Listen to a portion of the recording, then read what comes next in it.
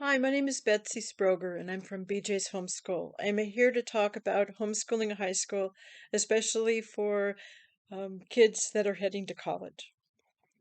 Um, in case you haven't met me before, I've been blogging for 8 years. I homeschooled for 14 years. We were blessed to become a family through adoption.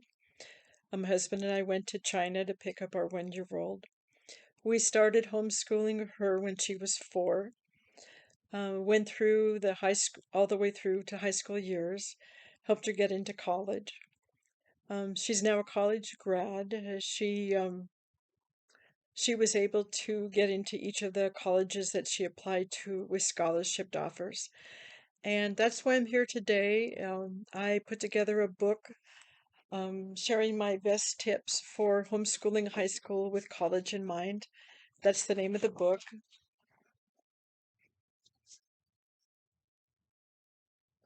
If you haven't seen it before, it's right here. It's my second edition. I started off with a first edition and then decided I needed to add a few more things to update it. So that's what's available today for you, and there will be a sale for both for the ebook, and you have options if you're interested in the book, either the ebook or a print or the paperback. Both have downloadable printables to help you with your planning. Um, Today we're going to talk about 8 tips for getting into college for homeschoolers. And these are they're on your outline. I put together an outline for you that also includes some free PDFs and other resources in addition to my book that can help you with your high school. The first tip I'd like to talk about is to know your prospective college admission requirements. So this is easy. Of course, you want to find out how can your child get into college. And the first step is to just look at the college websites. Pick out 3 or 4, take a look at what they require for their freshman admission requirements. They will list the core courses required and the credits required for each college will do this. And the core courses are just the basic courses that you've already been using in homeschool. Of course, you add in foreign language for high school. So the courses would be the core courses would be math, science, English, social studies, foreign language, fine arts, and then fill in the rest of required credits with electives. For more information on that, I have a free download for you that's called Getting Started with College, and that's on your outline. So I invite you to take advantage of that, take a look at that, and that's going to give you more information on searching for the freshman entrance requirements. And I do have a form that you're welcome to use that's in my book for recording that information and putting together that list so that you have that for your homeschool. Tip 2, choosing your homeschool high school curriculum. Now, we used a lot of our favorites. We continued on with a lot of the favorites that we had from middle school, and I recommend doing that. If you're looking for new high school curriculum, I suggest the curriculum directory at the Let's Homeschool High School, and also the curriculum choice that has a number of great curriculum reviews by homeschool moms who've used that curriculum with their teens. For more information on high school curriculum and more, I'm sharing also today a free PDF, a freebie called High School Helps. This freebie, you don't even need to share your email, and it will link you to a number of articles from my site, and a number of those relate to homeschool high school curriculum. So now let's look ahead to tip number 3, making your teens transcripts. Now, the transcripts are really not that hard to do. For many of us, they just feel so daunting. I felt very nervous initially, which is again, why I wanted to do this workshop and also to share my book to help encourage you. Um, I have shared for you on your outline a sample homeschool transcript that's just easy to fill in from Teachers Pay Teachers, and that they offer that for $2. Also, I have another link. It says sample homeschool transcript. If you click on that, you'll see another sample of a homeschool transcript, and that's available through Fast Transcripts through HSLDA. So that's another thing to take a look at, get an idea of what a homeschool transcript's all about. And along with that, I'm sharing a free guide to homeschool transcripts that I call a step-by-step guide to homeschool transcripts. And that has all the details that you would need to put together your transcript for your student who is wanting to go to college. Then next, let's go to number 4, do high school electives. This is my favorite topic because I think the high school electives are just so much fun to do with your teen, or to just enjoy watching them choose their electives and develop their skills and figure out what they're good in, figure out what they've been blessed with, what their gifts are. And I've listed for you one of my chapters in my book, which includes 100 high school electives and activities. And in that chapter, I share links and just ideas for 100 high school electives. It's something fun to look at with your teen and help them get ideas of what they want to do during high school. And the colleges love to hear about the high school electives. They want to find out what special skills and interests your teen has. They want to find out if they've done any leadership activities, such as helping to lead a group at church, or helping be a counselor at Girl Scouts, or something that shows leadership. They also like to learn about just generally activities that your student has done working with others. And all of these kinds of things they can find out about by either looking at the high school electives on the transcript or in other ways that you share with the college. And ideas for how to do that, how to share um, what your student has done with high school electives. That's in my book in the chapter on that topic, and it gives you lots of ideas of sharing with the colleges, so the colleges get to know your student. Number 5, add in additional credit or 2. Add in an additional credit or 2 in a core course to show rigor. The colleges want to see that your student is motivated and capable. And by adding in an extra credit in a core course, they see that motivation. That's a great way to show the colleges that your student is ready for college. I suggest taking a look at your list of freshman entrance requirements and picking out the subject that your student likes best, either English or math or social studies, and just asking them to do one extra course in that subject. And that will show the college's rigor. Number 6, know the number of high school credits that are required by the colleges. This can vary from college to college. Now, but it will be on the college's website. Where you looked at freshman admission requirements, they will list out the number of credits required. And typically that's 24 credits, but it's good to check the websites. Number 7, do the PSAT and prep for the SAT or the ACT, or the classical test. I recommend doing the PSAT because it gives your student a chance to see what this college testing is all about.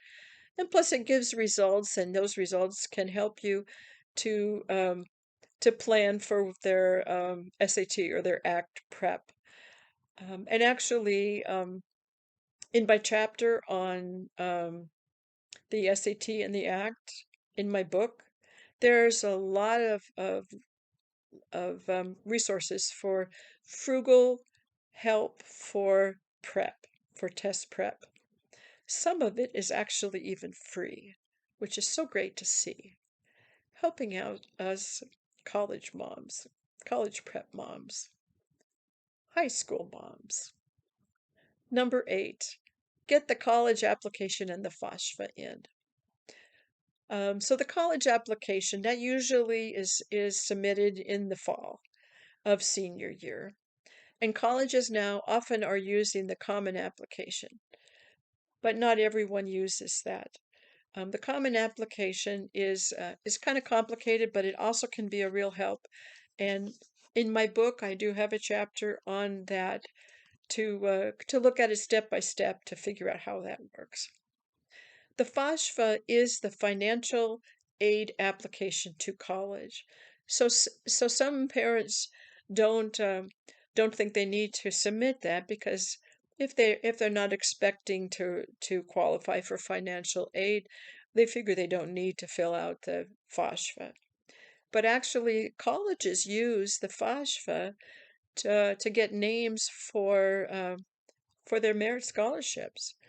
So you really want to do that FAFSA, and that just usually opens October 1st of senior year.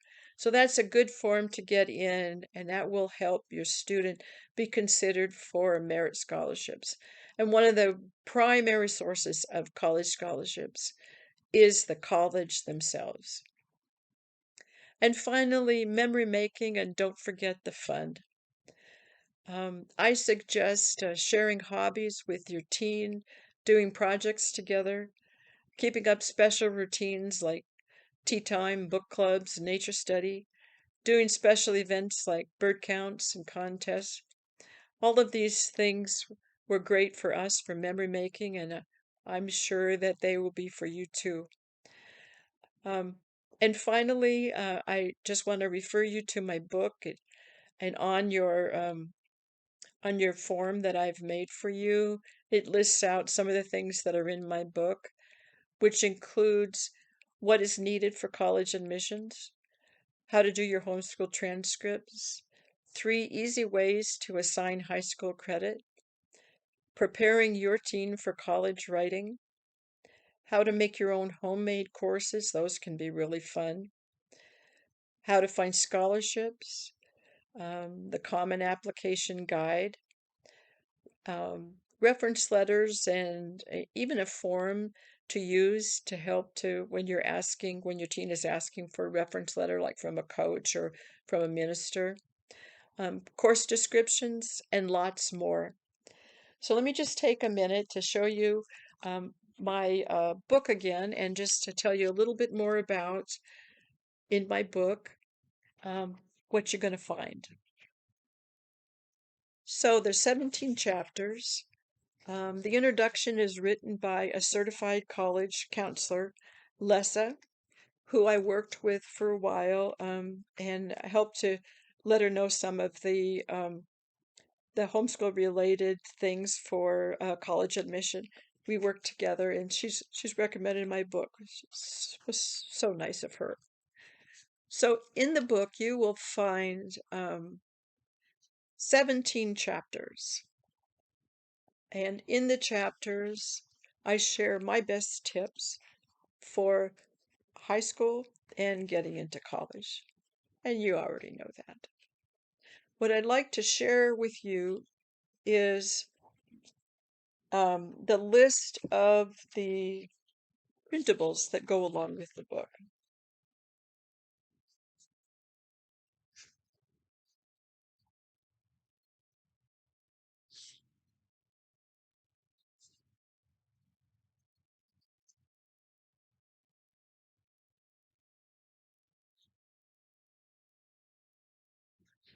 I've misplaced my list, but there's 12 printables. They're downloadable.